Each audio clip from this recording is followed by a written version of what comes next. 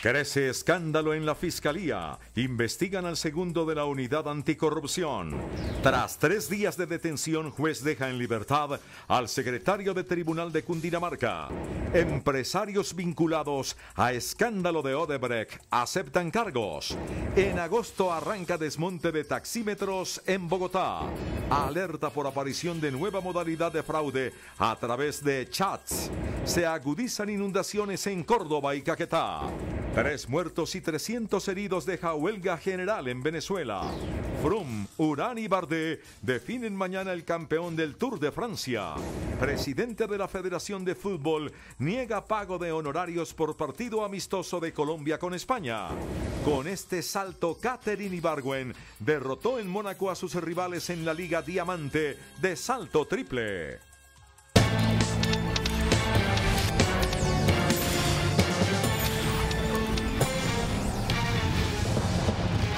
Buenas noches. Crece el escándalo al interior de la Unidad Anticorrupción de la Fiscalía. El fiscal Néstor Humberto Martínez anunció que inició una indagación al fiscal Daniel Díaz, segundo a bordo en esa dependencia, y a varios funcionarios de la unidad que estarían vinculados a actos irregulares. No paran los escándalos de corrupción al interior de la Fiscalía General. En esta ocasión se indaga si el fiscal Daniel Díaz, quien pertenece a la Unidad Anticorrupción, habría recibido dinero a cambio de favores en el proceso que se adelanta por el cártel de la hemofilia en Córdoba. Al respecto, el fiscal general afirmó que se indagará sobre ese caso y resaltó que son varios los funcionarios investigados. La Fiscalía no tiene una, sino muchísimas investigaciones en este momento en relación con fiscales de la Fiscalía General de la Nación. La Fiscalía está formada por un grupo de servidores íntegros en su gran mayoría, pero desafortunadamente tenemos dificultades en algunos colaboradores y por eso nos dimos a la tarea y estamos en la tarea de seguir indagando sobre la conducta de algunos de ellos. El fiscal reveló cómo fue que llegó este funcionario a la Fiscalía General y a la Unidad Anticorrupción. Es un fiscal que está vinculado a la Fiscalía desde el año 2010, ingresó a la Dirección Anticorrupción hace 2 años, a comienzos del año 2016, es decir, no lo vinculó a la Fiscalía ni el fiscal anticorrupción Gustavo Moreno, ni tampoco él lo llevó a la Unidad Anticorrupción. No obstante, aclaró que por ahora no existe una diligencia concreta contra el fiscal. No hay una diligencia de interrogatorio, ni una diligencia específica, una declaración jurada o una entrevista. Y en ese sentido lo que tenemos es que avanzar en las indagaciones totales al interior de la Fiscalía. Díaz, quien hace parte de la Unidad Anticorrupción, al parecer habría recibido 300 millones de pesos para dilatar la investigación que se adelanta por el cártel de la hemofilia.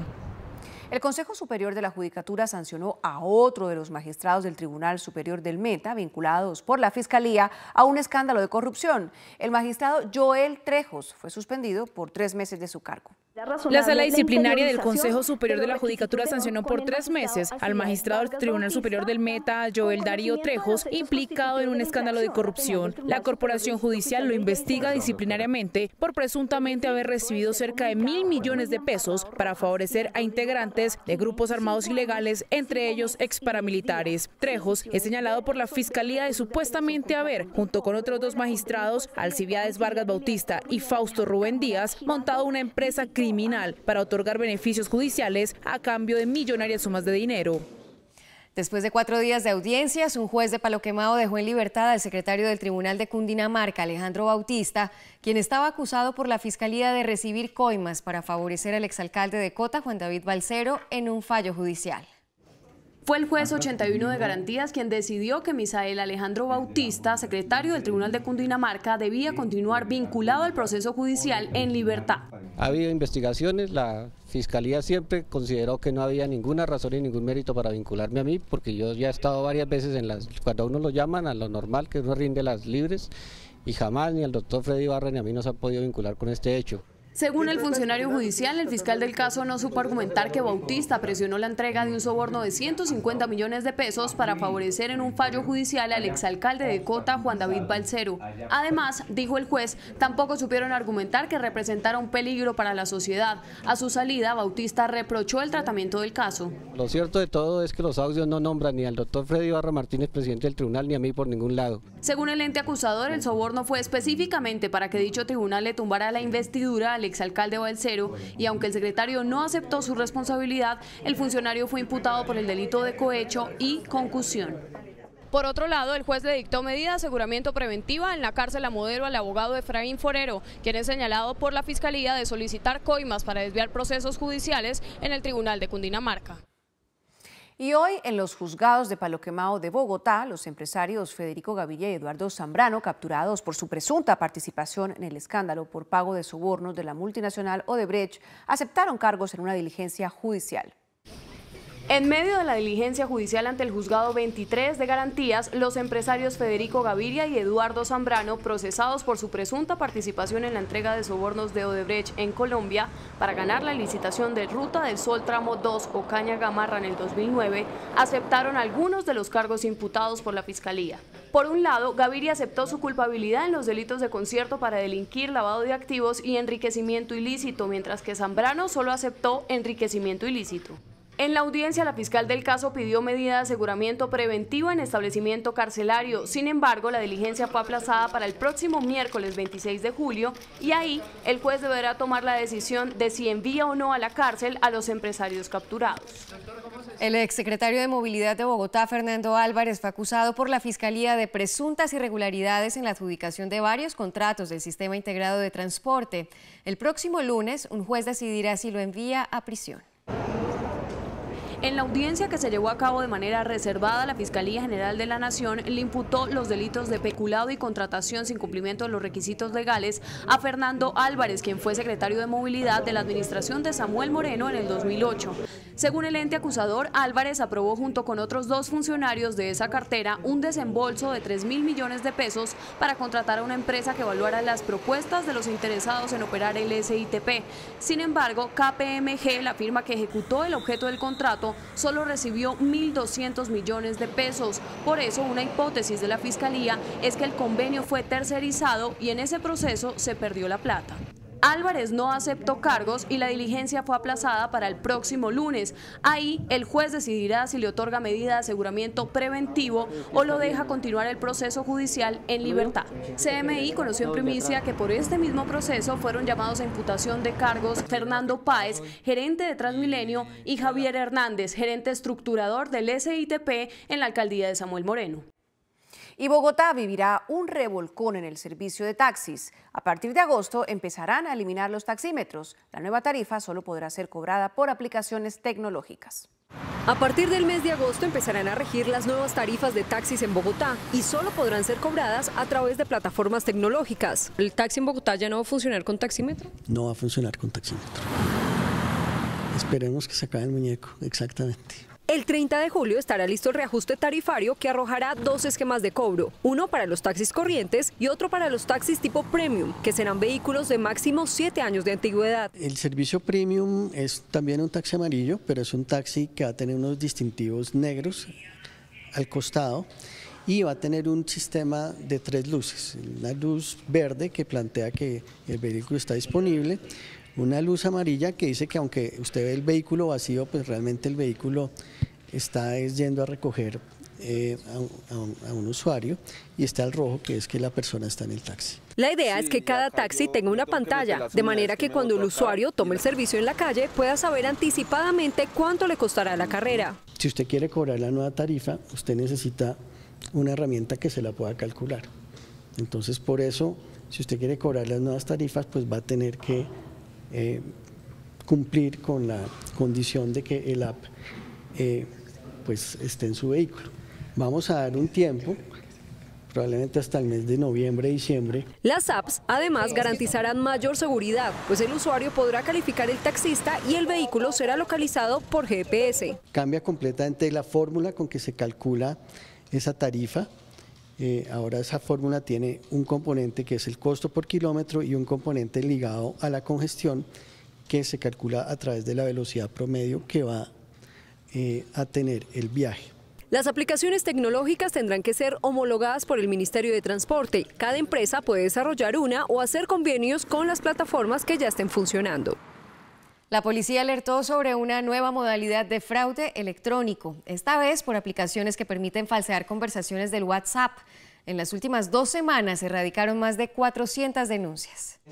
Fue a través del Centro Cibernético Policial de la Dirección de Investigación Criminal e Interpol que revelaron una nueva modalidad de fraude y estafa a través de aplicaciones de mensajería como WhatsApp.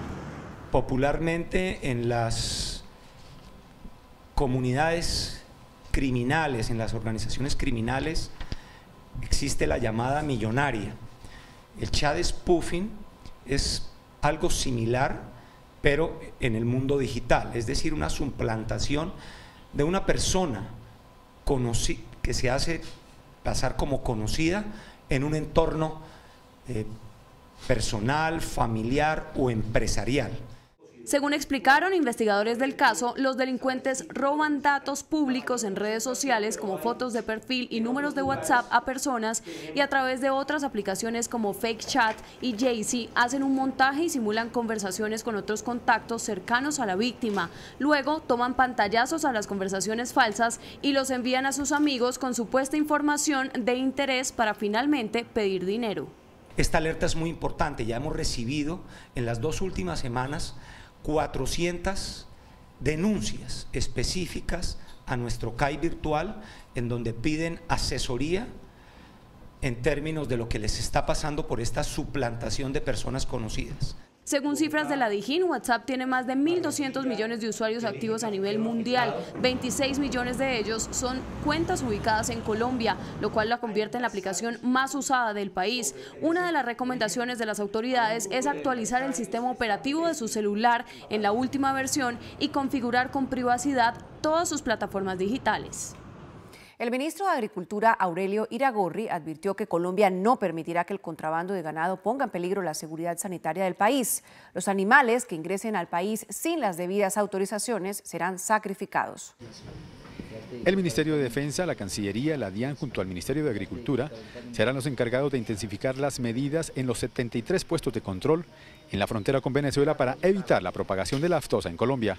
Los animales de origen venezolano que sean aprehendidos en territorio nacional y que sean aprehendidos en virtud de los dispositivos de control serán sacrificados de manera inmediata por las autoridades competentes. Será un estricto control en la facturación, en las grandes superficies y en las carnicerías de los departamentos fronterizos. Sanciones y sellamiento a establecimientos de comercio que vendan carne de contrabando, para lo cual la DIAN redoblará las inspecciones in situ. Se prohibirá el tránsito nocturno de ganado y se intensificarán los procesos de extinción de dominio a quienes se les compruebe la participación en la comercialización de ganado ilegal. Hay 20 procesos, algunos de ellos ya culminados, con personas que se vieron involucradas en este delito del contrabando. La fumigación de todos los camiones que ingresen con alimentos al país también harán parte de las medidas. 2 graves inundaciones por desbordamientos de ríos se registran en los departamentos de Caquetá y Córdoba. Este es el panorama de tristeza y desolación que deja hasta el momento el desbordamiento del río en el Bajo Sinú, departamento de Córdoba. Familias que lo han perdido todo porque la furia de las aguas arrasó con lo que encontró a su paso. Son más de 1.000 hectáreas las que están bajo el agua y más de 16.000 son los damnificados. Por el momento, Gobierno Nacional y Departamental crearon un plan de actividades para superar un poco la crisis que se presenta por las inundaciones en Córdoba. Se está haciendo todo una oferta donde se pueda de auxilios de arrendamiento mientras pasa la situación de esta inundación lenta, que son 250.000 pesos mensuales hasta por 3 meses. La emergencia que se vive en Córdoba por el desbordamiento de los ríos, especialmente en el Bajo Sinú, motivó la llegada de funcionarios del alto gobierno. En lo que corresponde al río San Jorge, las autoridades mantienen la alerta roja.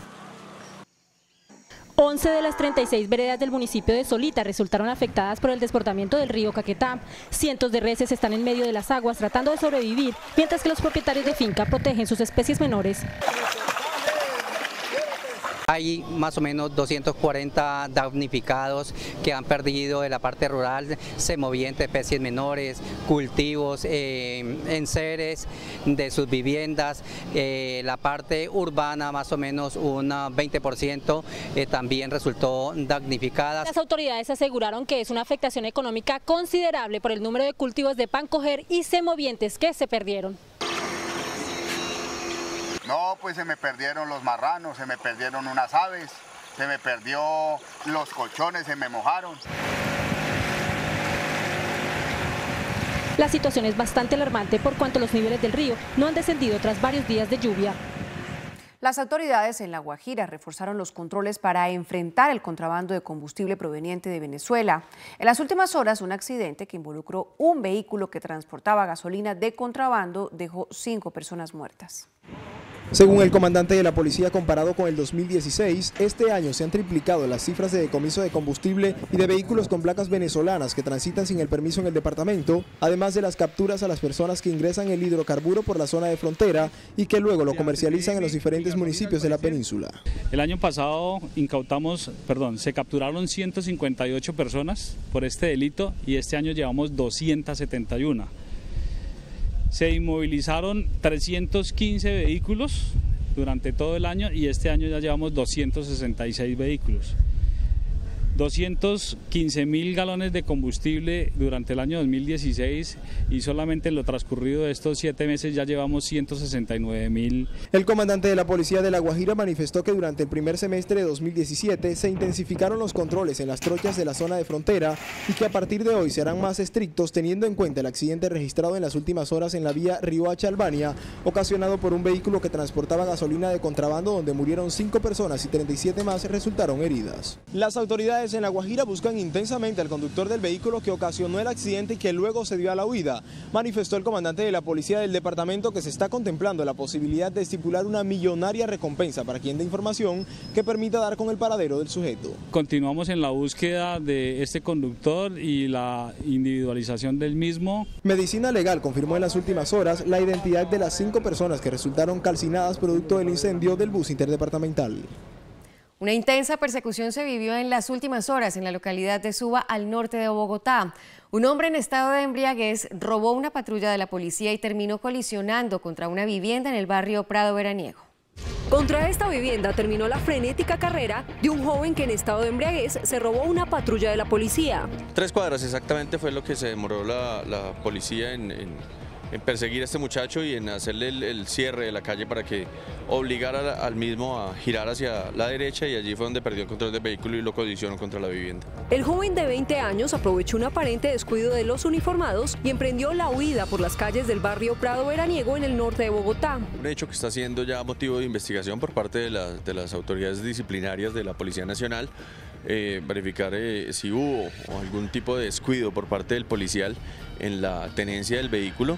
La policía denunció al individuo, quien permanece en la URI de Usaquén. Incurre en el delito de daño en bien ajeno y daño en un bien del Estado, que por estos 2 motivos fue que fue judicializado el ciudadano. Los dueños de la vivienda desistieron de la denuncia tras acordar con la familia del joven el arreglo del inmueble. Se vino a una velocidad terrible y dio la vuelta aquí en la esquina y se estrelló contra la casa. Y en ese momento, la verdad, se salvaron 3 personas. Por fortuna, el hecho no dejó personas heridas. Nos vamos, gracias por su compañía. A las 9:30 más CMI. Y a las 8:30 las noticias del mundo en CMI Internacional. Los espero.